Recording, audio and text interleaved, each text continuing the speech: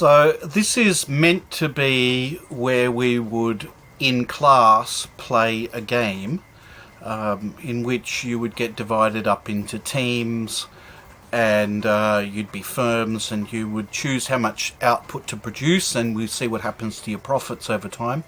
Obviously that's not practically possible anymore, so what I'm going to do is just give you an illustration of what tends to happen in these kinds of games that would be played in class.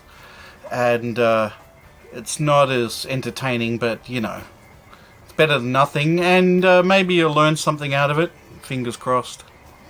So in this game what we do is we have 4 firms. They're teams, but 4 firms, and each firm has to choose how much output to produce, and the amount of output produced by all 4 firms together determines the price of the product that they're selling.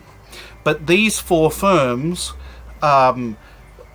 we might start off with them operating together to figure out what would be the best option for the group, and then we could say, well, now you can operate independently, you can be freewheelers, and you decide by yourself how much each team or firm is going to produce without communicating with any of the other teams.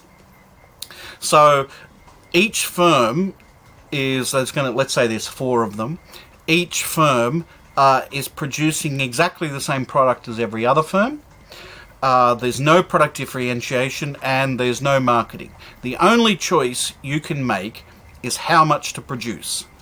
The market will then dictate what's the price that consumers are going to be willing to pay for that output produced by all of the teams when you add up their choices of output decisions.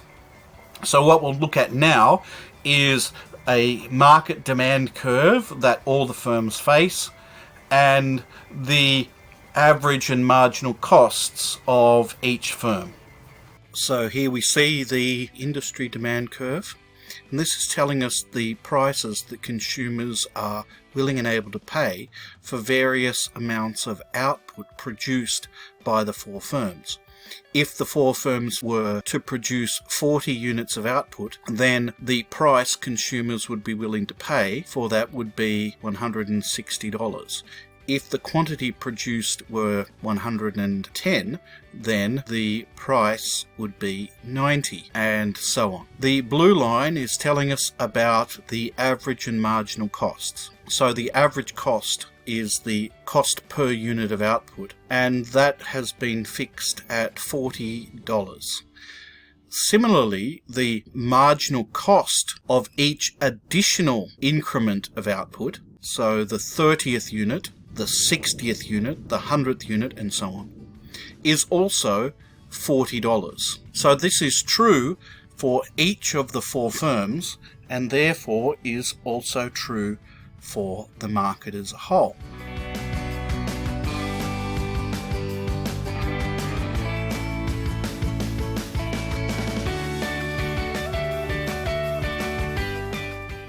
Okay, so part of our answer here is going to be looking at the optimal output for the firms.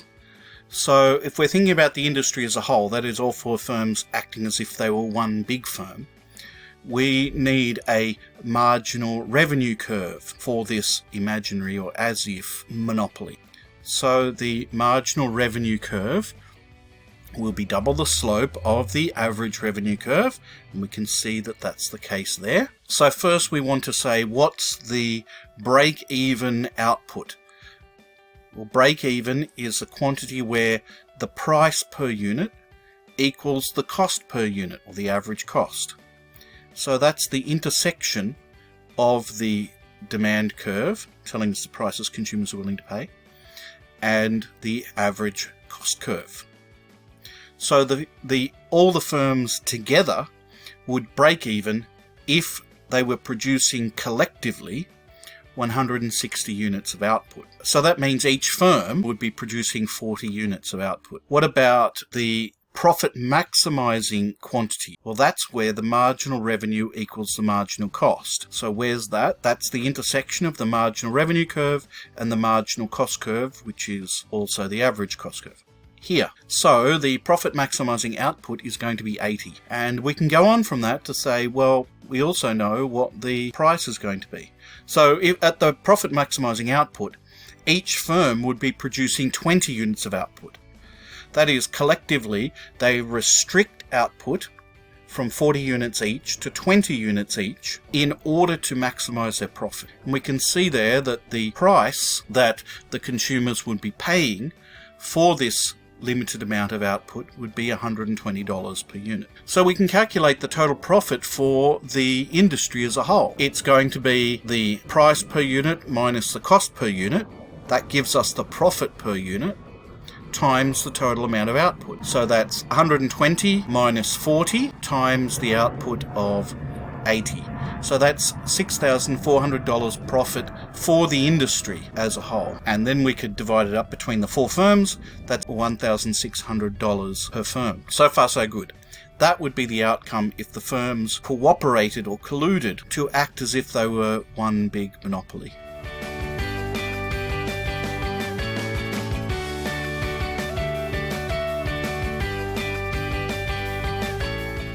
Okay, so in this scenario, we've got 3 of the firms producing 20 units of output, and then one of them decides to produce 30 units of output. So that means the overall industry output is going to be 90 here. We can then easily see what the market price will be. It'll be $110 per unit, and the average cost is, well, that's always going to be the same. It's $40 per unit. So you can immediately see that the firms are making profit per unit. Now, if we think about for each individual firm's profit, it's going to be the price charged minus the cost per unit for each firm, multiplied by the quantity produced by an individual firm. So we know for firms 1, 2, and 3, their profit is going to be $1,400. That is, $110 minus $40 gives us the $70 per unit profit multiplied by the 20 units of output produced by each of these firms. But what about the 4th firm which broke away? Well, it's going to be facing the same price as everyone else, $110, minus the cost, same as everyone else, $40. But they're producing a bit more than everyone else, 30 units. So now when we calculate this firm's profit, it's $2,100. What we notice here, and what the 4th firm, and presumably the other firms might notice as well, is that the 4th firm has been able to make a larger profit than the other 3 firms. In fact, the other 3 firms are now making less profit than they were before when everyone was colluding. The 4th firm, by breaking away and producing more, has been able to generate a larger profit than they would have otherwise been able to do. And not only that, it's caused a decrease in the profit of the other 3 firms.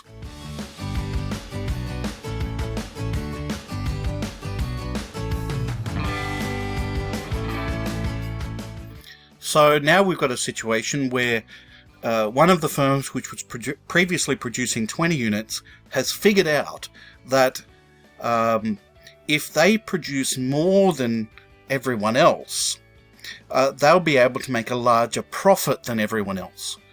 So one of those 3, which was initially producing 20, now produces 40. What's the total output for the industry going to be? Well, the first 2 firms are still producing 20 units. One of them is producing 30, and now this additional breakaway firm has decided to produce 40. So that's 110 units of output. And now we can, using the graphs, we can see what the price per unit and the average cost per unit is going to be at that output. The market price is now going to be $90 per unit. The average cost is the same. So what's the individual profit of the first 2 firms? Well, it's the price minus the average cost. So $50 per unit profit times the 20 units that the first two firms are producing each. So that's $1,000 profit each for the first two firms. The third firm is now producing 30 units of output. It's getting $50 profit per unit, so that's $1,500. The fourth firm, the one that's broken away even further, is producing 40 units of output, getting $50 per unit profit, so that's $2,000 profit for this firm. Its strategy worked. It's now making a larger profit than it was before, but the other two firms are now making lower profits than they were before because of the decision of this firm to massively increase its output, which therefore lowers the price that everyone's getting.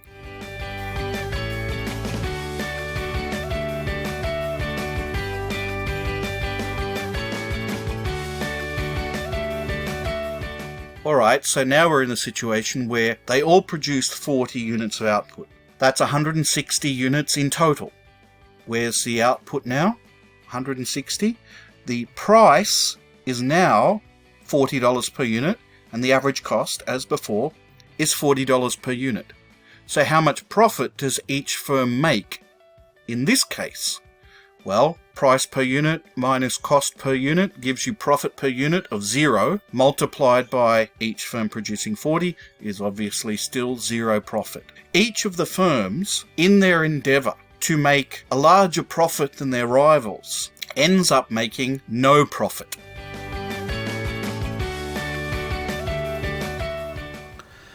So, what are we meant to learn from this game that we've illustrated here? Well, a kind of a standard lesson which might be taught from this is that even if you have an oligopolistic market in which there are a few players of equal size and capacity, that therefore have the opportunity to collude with each other, nonetheless, there's always an incentive to cheat on that agreement, to effectively break that agreement, because there's an opportunity to make profit by breaking away from the others who've stuck to the agreement. And once that occurs, the agreement falls apart and everyone will start competing with each other. In the game we saw that all of the firms end up charging the lowest price they can and producing the largest quantity they can as a group. That is, they all end up making 0 economic profit. Much like in a competitive environment, despite the fact that there's only a few firms in the market. A famous Austrian-American economist named Joseph Schumpeter actually claimed that this was a reason why there was no need to worry about legislating against collusive agreements or cartels. That is, he didn't see the need for what in the United States is called antitrust law, for precisely the reason that I just outlined, that in the long run, all collusive agreements break down. Firms are always going to be competing with each other. He actually had other claims to make, that what was more important than price competition between large firms was really competition with respect to innovation, technological innovation, product innovation, management innovation, and so on, that enabled firms to develop new ways of producing goods, new types of goods, which destroyed the older methods and the older kinds of products, and perhaps even older firms. So, nonetheless, there's a rival view which says that collusive agreements won't necessarily break down at all, especially when it's a few large players who are of roughly equal size and are producing very, very similar kinds of products to each other. For them, they're playing a game that, in a sense, lasts forever. It can last well beyond the lifetimes of anyone who happens to be employed by the company. So, in that case, these large firms really have a long-run choice between two options. They can either engage in an endless zero profit, cutthroat price war, or they can realize that that's not necessary, that rather they can all implicitly agree, that is, they all understand that it's in the interests of themselves to not engage in this kind of price competition, so that everyone can end up making monopoly-like profits for decades and decades. That would be the alternative view. I think we can probably find a middle ground between the two of them. We know that implicit and explicit collusion, the difference between implicit and explicit is simply that all the participants realize what's in the interests of themselves and their potential rivals or colluders, and simply act accordingly. Explicit collusion is where they literally get together and actually hammer out an agreement. They communicate with each other, an actual agreement. Anyway, so we know that implicit and explicit collusion does in fact exist in the real world, but we also know that collusive agreements do break down in the real world as well. That titans do in fact clash and compete with each other in an effort to steal market share, to destroy their competitors.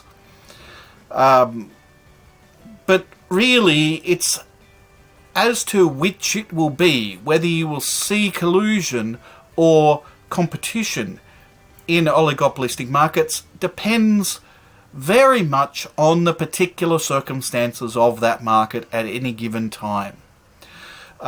Unanticipated changes that just fall from the sky, like a coronavirus, for example, or secretly planned changes by a particular company, can change the nature of the game. If an exploitable weakness emerges or certain advantages emerge, then profit-driven firms will change their strategies to take advantage of that situation. They will either start to engage in collusive behavior, or they will start to engage in competitive and even predatory behavior. So it really depends on the particular circumstances as to what kind of behavior emerges.